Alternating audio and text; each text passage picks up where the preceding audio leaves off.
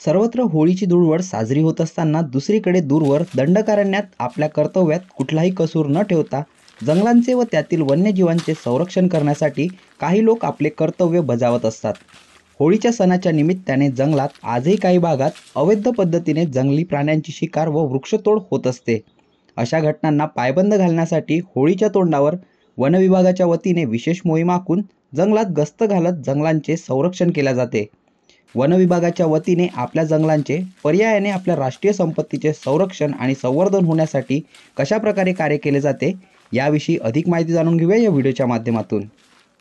होलिका दहन किंवा होळी या सणाच्या आसपासच्या दिवसात आदिवासी संस्कृतीमध्ये प्रथा परंपरा ज्या होत्या जुन्या त्याच्यानुसार शिकार करण्याची पद्धत होती। सदर शिकार थांबवण्यासाठी वन विभागामार्फत विशेष प्रयत्न केले जातात। होळीच्या दरम्यान, होळीचा दिवस तसेच होळीचा पुढला दिवस याच्यात दिवस रात्र या स्वरूपात गस्त केली जाते। याच्यामध्ये गावाच्या आसपासचा भाग तसेच जंगलाच्या आतला मधला भाग या दोन्ही गोष्टींवर विशेष लक्ष दिलं जातं। याच्यामध्ये रात्री आणि पहाटेच्या वेळेस आपण जंगलामध्ये कुणी प्रवेश करू नये याच्यासाठी विशेष प्रयत्न करतो।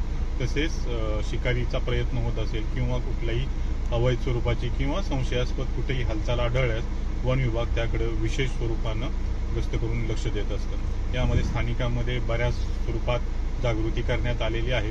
मात्र तरीही काही लोकांकडून शिकार होण्याचा किंवा शिकारीचा प्रयत्न करण्याच्या शक्यता असतात।